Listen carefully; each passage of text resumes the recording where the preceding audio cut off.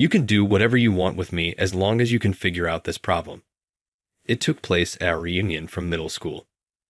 An ex-classmate who had become an exquisite beauty gave me a challenging arithmetic problem that was written in English. In middle school, she bullied me. This was probably simply a continuation of that. This issue is referred to as the master demon, and very few people even solved it at the International Mathematical Olympiad. But you should be able to figure it out quickly, given how much of a study nerd you were back then, right? Yes, I did manage to solve it. What did you just say? Wait. I claim to have found the solution. She murmured, "It's correct," looking frustrated as I showed her the solution. The air of surprise filled the room. How come? How could you resolve that? The whisper around us grew louder as my friend disclosed who I truly was. I said, "I'll do as I please," as promised. At those remarks, the color disappeared from her face. This could be considered a turn of events. My name is Colin, and I returned to my hometown after 10 years. I murmured, taking her pallid hand. I returned for my middle school reunion. I have to admit that I don't remember those times very well. My already impoverished family endured more difficulty after my father passed away in an accident. Upon witnessing my mother's unceasing labor and sacrifice of all her joys to provide for my sister and me, I made a firm decision to secure a solid career and ease her burden. I devoted all of my middle school time to studying because of this. One of my classmates made fun of me for it. Katie was her name. She was the daughter of the CEO of ZEL Publishing, a company that offered correspondence courses and had grown across the country. She never failed to find a way to criticize me harshly. She would claim that everything I owned was used, or that I was just a destitute little child who only enjoyed studying. My pencil case, textbooks, and shoes were all hidden by her. I kept it to myself and didn't inform my mother or professors because there was no evidence that Katie was the one responsible. I'd heard that Katie would also be going to the reunion. Just be honest. I would have rather just skip it and make up an excuse, like stating I had plans. I couldn't resist, though, when my friend Samuel, who was in charge of the event, said, "I really want to see you." However, I later told myself, it's okay. I couldn't help but confide in my mother about my worries before leaving for my homeland, and she gave me comfort. I'm sure everyone has grown up in 10 years, so you probably won't hear any harsh comments. You were a son I could show off to anyone, even back then. Keep your head up. I know you worked hard to study for me. Recalling my mother's advice, I stood up straight and headed to the reunion location. The reunion took place in a hotel close to our former middle school, in the magnificent ballroom. The location had just undergone renovations, and it was really attractive. The dinner was presented as a buffet. Following a group toast delivered by our organizer Samuel, everyone was free to start having fun, grabbing food or catching up with old pals. Colin, long time no see. Samuel approached me as I was unsure of what to do. Just the two of us raised a toast and clinked glasses once more. I apologize for not being able to get together since we started working. My work demands so much of me. It's mutual because I'm busy too. Is that accurate? Colin, if my memory serves me well. Samuel opened his mouth to say something, but I heard a voice. Well, is that Colin? When I turned, I saw a stunning woman. I knew her right away as Katie. Even though she was very attractive in middle school, she had become even more gorgeous. It's been a long time. It's been since then since I attended a different high school, right? Yes, I did move out after that. Oh, really? Despite your great marks, I surmised that you didn't attend the same high school since the cost of tuition was too exorbitant for you. However, I suppose you could afford to relocate, ah. Katie mockingly pretended to be surprised. Her buddy Lily, who was standing next to her, laughed at me. Samuel scowled behind his closed eyes. Katie, although your appearance has improved, it appears that your heart remains unchanged. Well, Samuel, thank you for the compliment, but if you hang out with him, you might catch poverty. I won't come across anything similar. It's all right, Samuel. Now. I'm all right. Samuel attempted to defend me until I soothed him. And with that, Katie looked back at me. Your timidity has not changed at all. You mean that at the time I was the one hiding your belongings, you couldn't even tell anyone? So, it turned out to be you. Colin stated he lacked proof, so he remained silent. So what about this then? You can do whatever you want with me as long as you can figure out this problem. At that point, Katie took out her phone and presented it to me. Samuel gave it a couple taps before taking a side view and pulling a look akin to having ingested something bitter. Whoa, an English language issue. You can't fix it if you can't even read it. The other students noticed what Samuel had said and started to assemble to find out more. Katie grinned at her growing following. Indeed, and that issue is known as the Master Demon. It is incredibly challenging, with a very low percentage of accurate answers even in the International Mathematical Olympiad. But you should be able to figure it out quickly given how much you studied in middle school, right? Yes, I did the right thing. There's no way. What did you just say? Wait. Colin, I said I had the solution. Samuel gave me a piece of paper and a pen, and I scribbled down the response. I didn't want to use my phone in case someone assumed I was unfaithful. Katie grabbed the paper from me and gave it a close look. That's right. The enthusiasm in the audience around us was palpable. How come? How could you resolve that? Lily let out a shocked cry. She was not alone in her disbelief. Everyone else nodded in accord. Colin can read English, of course. He graduated from Oxford. Yet even I'm shocked that he was able to solve such a challenging math problem. Samuel spoke for me when he noticed that I was hesitant to explain.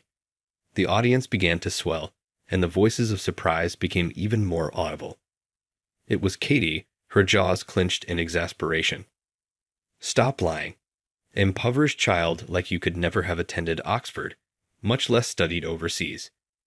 In actuality, my mom's second marriage was the reason we relocated. Mr. Thompson, the CEO of Thompson Electronics, is her spouse. Ethan Adams Electronics, that is a large business. I mentioned my father's company, and the excitement in the room increased even further. My dad urged that I aim for Oxford University after seeing my marks, even though I had given up on finishing high school.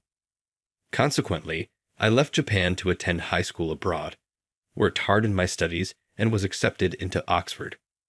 So, Colin, what are your next steps? I'm a consultant for my dad's business. I occasionally accept projects from different businesses. Whoa, that's quite amazing. More and more people started to assemble as word got out. I had never been so surrounded by people before, and the sensation made me feel lightheaded. Hey, stop pushing. Amidst the chaos, the group of people pushed Katie, who was in front of me. Her dress was splattered with someone's alcohol. Hi. Who let their drink pour over me? I damaged my dress. You realize how pricey this was. People in the vicinity started to keep their distance as Katie raged, her face flushed red. Katie gave everyone around her a fierce gaze as no one would admit to being accountable. Lily was standing in front of her. She had a snide look on her face, aimed toward Katie. Sorting so much for a small spill. Katie, you must be under a lot of stress. Given the recent decline in revenue for your company, I suppose it makes sense. Lily, what are you talking about? Why do you? You know, you're not so amazing after all. Colin consistently outperformed you in terms of grades, but you treated him with contempt and bullying, just as you treated everybody who performed better than you. That's what I've always detested about you. Simply because you were the daughter of a successful CEO, you gave off an air of grandeur. Did your father also pay for your entrance into high school and college? Lily's remarks made Katie's face look pale and red at the same time. Lily's smile got bigger as she saw her response. By the way, Katie, didn't you just state that if Colin figured out the problem, he could do whatever he wanted with you? Colin, what are you going to do? Maybe she's suitable for a one-time fling before you discard her because she has the beauty. That took the color right out of Katie's face, and Lily put her arm around mine. But I would feel envious, even for a single instance. Why not pick me instead if you're going to do that? I'm sure I can genuinely please you, unlike her. I looked at Katie. She was holding the hem of her soiled dress tightly, biting her lip in irritation. That's not to say I was fond of her, but I nevertheless took Lily's arm and carefully unwrapped it. She gave me a startled expression. You claimed that Katie harassed me, yet Lily, you also engaged in bullying behavior. You mocked me while standing by her side. I just don't see much of a difference between the two of you. Lily was starting to pale now. I ignored her and grabbed Katie's hand. Let's go, Katie. Hey, I take it that you said I could do anything I wanted. Katie let me lead her out of the building while she continued to look stunned. When we went outside, the sky had fully darkened. Katie's shivers were palpable through my hand. We reached the closest station. I looked up at her. Katie, take that off. What? You pervert, what are you talking about? Katie took a step back and realized how that sounded. Her face flushed. Hurrying to explain, I said, No, I didn't mean to say that. If you continue to wear such damp clothes, you will get a cold. Up until yesterday, I was in England, and my sister asked me to bring some clothing back from there. You can slip into one of those as your heights are approximately the same. I went to the locker to get the paper bag I had kept there and gave it to Katie. She opened the bag, looked inside, then went to use the station's restroom. I'm done changing. I was shocked when Katie came back. She changed into an outfit with a deep V-neck that showed off a good deal of cleavage. What? You're the one who gave me these clothes. I instantly looked away as Katie tried to cover her chest after blushing. Although I had seen the outfit before I purchased it, I was unaware of how revealing it was. Actually, my sister had just revealed that she was seeing someone. I assumed she was planning to wear it out on a date. It made me feel a bit conflicted. Katie looked up at me with hot cheeks as I turned around and tugged gently at my sleeve. Hey Colin, would you like to grab another drink if you're game?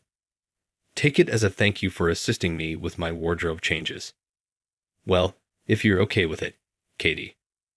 We eventually came to a tiny tavern by the station in the back streets.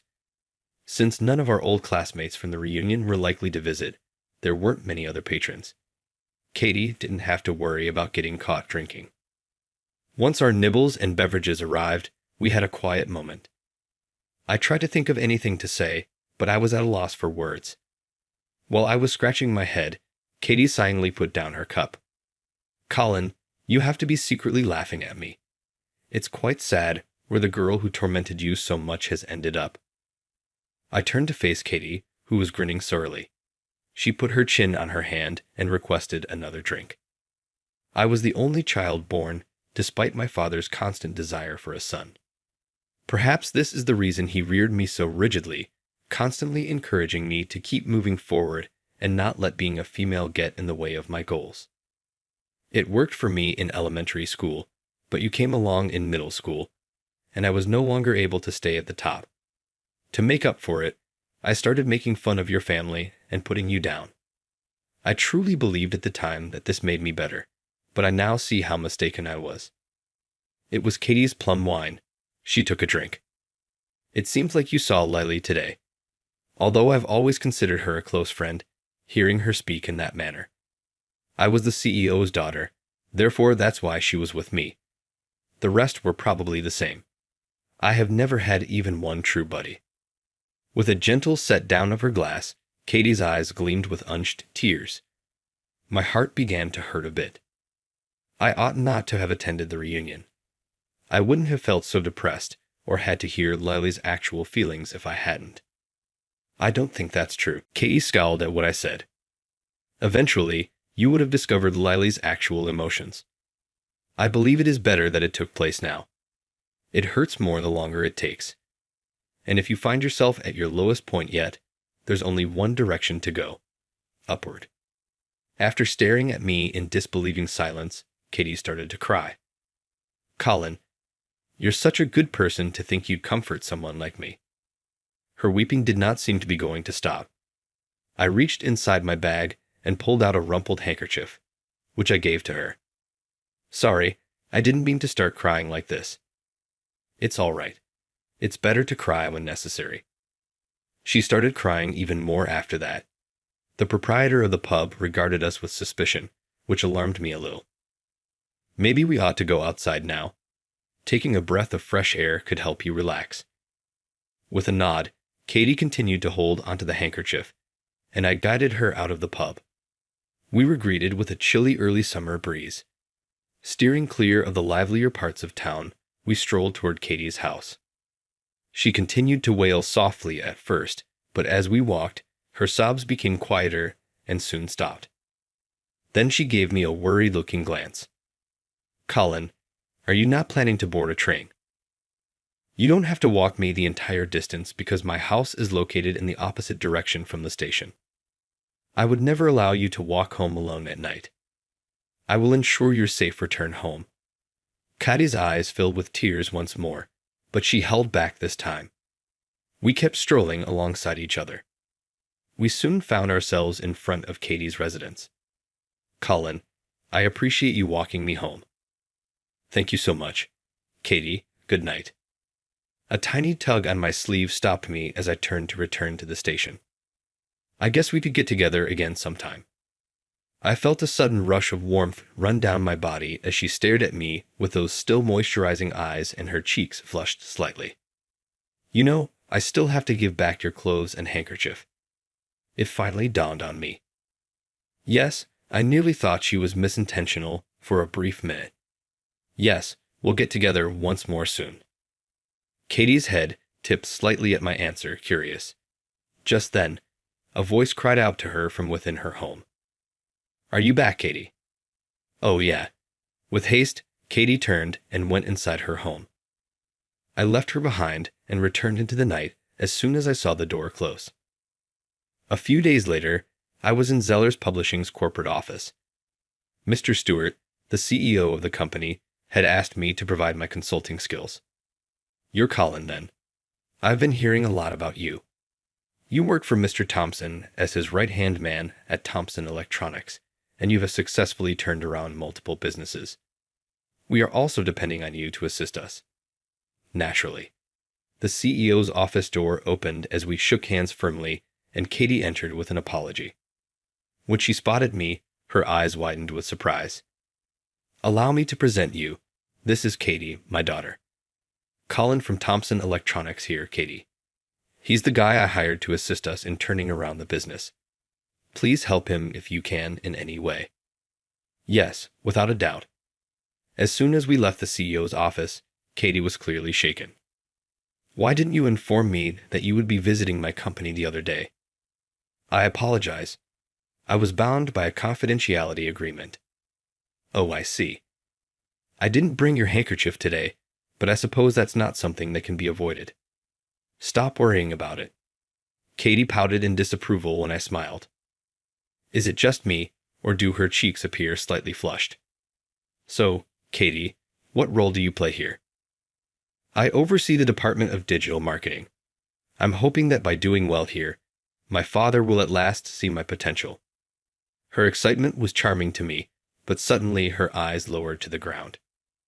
But nothing is going smoothly. Many folks are moving on. What excuses do they offer for their departure? I'm not sure. I don't make inquiries. Why should we retain unmotivated individuals? It merely reduces effectiveness. It was impossible for me not to sigh. Katie grimaced at my response. Or perhaps you possess something. Something to discuss. Simply state it. It's simply some consultant advice. It's not a complaint. You must give your staff your whole attention. Katie, do you actually get to see your workers? Collaborating with them? No, I spend most of my office time alone myself. Because I'm the CEO's daughter, when I do interact with them, they either appear resentful or they flatter me. Either one is always the case. That contributes to the issue. Together, let's go have a look. I made Katie show me around even though she didn't want to, and we went to the Department of Digital Marketing. A man appeared to be about to wring his hands as he hurried over with an excessively enthusiastic smile as we approached. "Ah, Katie, it's so unexpected to see you here. Can I be of any assistance to you?" "No, nothing exists." He merely requested for a tour of the department from me. "Regret the unexpected interruption. Would it be acceptable for me to watch you at work today?" I asked, and the man working there gave me a reluctant, sure, kind of expression. "Katie, please come work in this department today." "Well, that's okay." Reluctantly, Katie left her office and grabbed her laptop. She sat down at an empty desk and got to work. Katie was normally not around, so her sudden entrance in the department created tension. "Just go about your work as usual, please, everyone." Having said that, I am aware that helping is not always simple. I made tea for individuals who seemed like they could use a break and asked the staff if there was anything I could do to help. By the time lunch was finished, the mood had somewhat subsided and people had grown accustomed to Katie's presence. One of the female employees' phones rang during that period. Running out into the corridor, she answered the call. The woman came back and gave Katie a frightened look before turning to face the man who had talked to us before. With hesitation, she said, "Excuse me." He let out a loud, annoyed sigh. "Is your kid sick once more?" "I apologize. I swear I'll make it up to you tomorrow."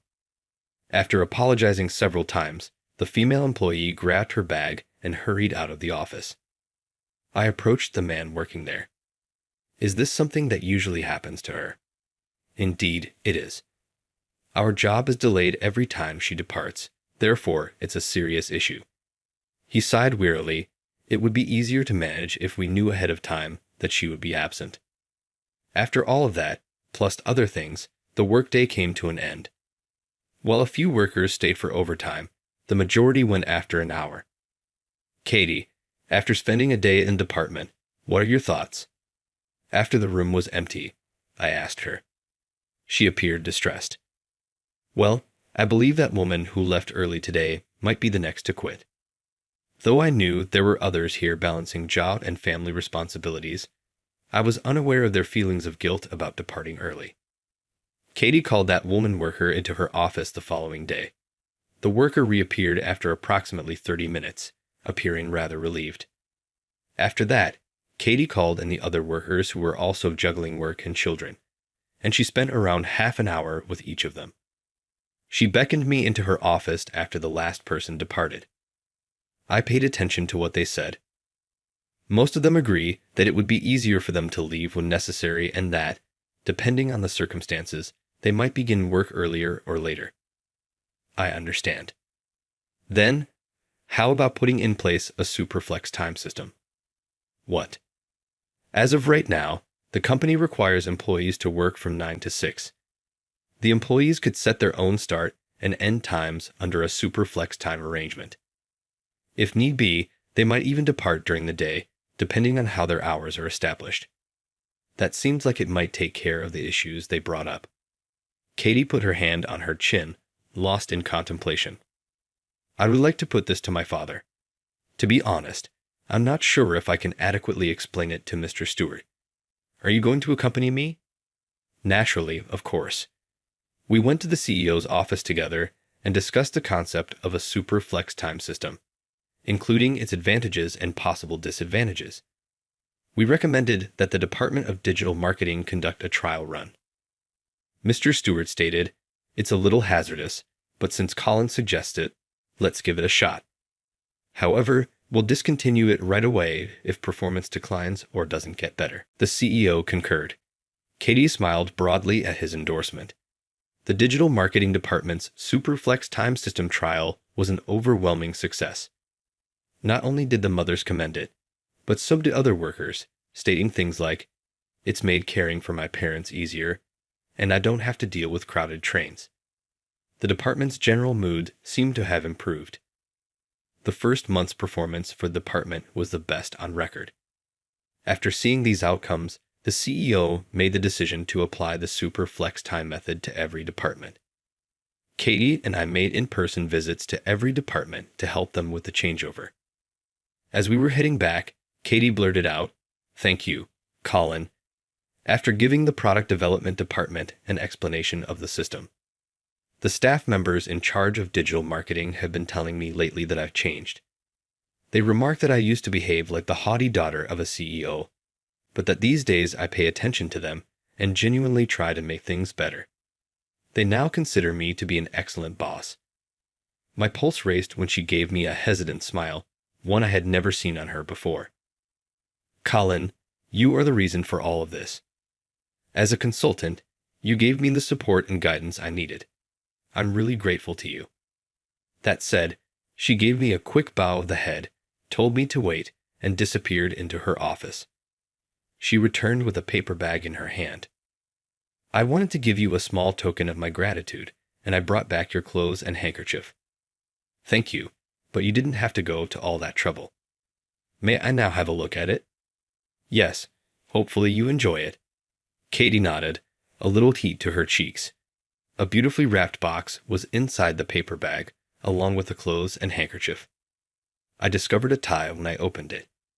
It was a very gorgeous garment, rich red with embroidered golden maple leaves. This had to have cost a lot of money. "It's nothing to worry about. I believed it would fit you well." "Ah, I see. I'm grateful. Still, it's pretty pleasant. It's nearly too good. I may not always be able to use it." "Then reserve it for exceptional moments," Katie remarked with a light-hearted smile. But things weren't the same this time. She had a really endearing expression that made her look adorable. I was called into Mr. Stewart's office as the company was starting to gain speed and the Superflex time system was starting to take hold across all divisions. "Our company is starting to show indications of recovery because of your advice. Both employee happiness and the number of job applications are rising." "Thank you so much, Colin." "Please don't thank me. I just gave you some advice, and one of your advantages is your modest demeanor. I'd like to make you a proposal. I would like you to serve as the branch president of our company's proposed foreign branch." "Me? The head of state?" "Indeed. Did you graduate from Oxford University? Thus, your English ought to be flawless. You seem like the best option to me. Do you not wish to go beyond consulting and assume a position of leadership in the international arena?" His remarks caused me to wrinkle my brows in doubt. "Mr. Stewart, though, what about Katie? Your daughter deserves to be president because she was instrumental in this achievement." "Oh, Katie? No, she isn't competent. The idea that she could manage it is ridiculous. That would be one thing if she had thought of this on her own, but she didn't, did she? She would be more effective running a small regional office." Even though he wasn't talking about me, shock and rage shot through me. "Give me some time to think over this offer." "Naturally. I hope to hear back from you favorably." I experienced a tiny discomfort as I watched Mr. Stewart merrily wave me off with a smile. I entered the hallway, still feeling bad, and then abruptly halted. Katie stood directly in front of me, looking pale. "Katie, did you hear the conversation we had?" Before I could finish my remark, she gave me a curt nod. She then forced a smile at me, one that seemed ready to crack at any second. "That's incredible, Colin. You are truly extraordinary. Proceed to assume the role of president. You and my father can take care of the business." She turned away swiftly after that. Something glistened and dropped to the ground. I stretched out and grasped her arm without thinking. "Give me up." Katie averted her eyes from me and her voice faltered. "Let's talk in another location." We went outside into the back garden of the business, and I held on to her arm. "We don't have to worry about getting noticed because not many people visit this location." I wasn't shocked to see that she was crying when I turned to face her. "It's not like you to tell me to take command. Do you really believe this is the appropriate thing to do, Katie? You've put in a ton of effort to get this stage." With a little of lip, Katie looked down. She then gave a head shake. It was insufficient. My efforts were insufficient. "Colin, I should have worked just as hard to get into Oxford as you did." "That is untrue. Katie, you put in enough effort. You did, I'm sure of it. Every day, I used to watch you studying in the park by the middle school. You didn't want anyone to see you, which is why you picked such a remote location as opposed to the town or school library where you might be seen. How were you aware of that? Katie gave me a startled expression as she gazed up at me. I happened to find you there.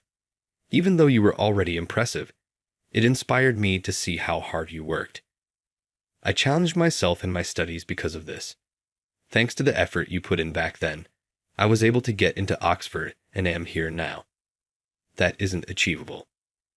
In an attempt to regain her confidence, Katie lowered her head once more. I took her hand softly. Why do you work, Katie? Why do you put in so much effort at work? For the sake of my father, I joined this company. I aspire to be someone who could always prevail over others by taking his advice to heart. But she looked up, and I could see my reflection in her bright eyes. It's not for my father anymore, though. I wish to work for individuals. I was thrilled also when I modified our workflow according to your advice and saw everyone's happiness. Katie's resolve as she gazed at me was more beautiful than anything I had ever seen. I had to squint since it was nearly blinding. Katie, I would like to encourage your dream. I would like to support you. No, Colin. I'm not worthy of your help. I've harmed you horribly in the past. You did indeed harm me in middle school, but I have forgiven you for those things because I now care about you so much. I'm in love with you right now. Katie's eyes widened in surprise as she said, Katie. Then her cheeks slowly started to flush. Affection? I don't believe I deserve that. Don't belittle yourself. You're the type of person who can own her mistakes and grow from them. You're a great woman and a diligent worker. I clamped down harder on her hand. Her rounded eyes began to well up with tears. Colin, I adore you too. You've always been there for me, and I appreciate how dedicated you are. Katie clutched to me, still in tears. I put my arms around her tightly yet softly. After she had calmed down, we went together to the CEO's office. Mr. Stewart, I must share with you something. When Mr. Stewart saw the determined expression on Katie's face, he scowled. I am leaving the company. How come? What topic are you discussing? Katie, if you leave this company, you have nowhere to go.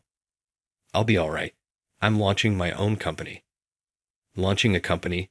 That is absurd. You're just a talentless, worthless woman. His angry words caused Katie to clench her fists in frustration. I moved forward to speak for her. You shouldn't be concerned about her. I will stand by her side. Colin, you? Are you implying that you will accept Katie's lead and reject my offer? Yes, that is accurate.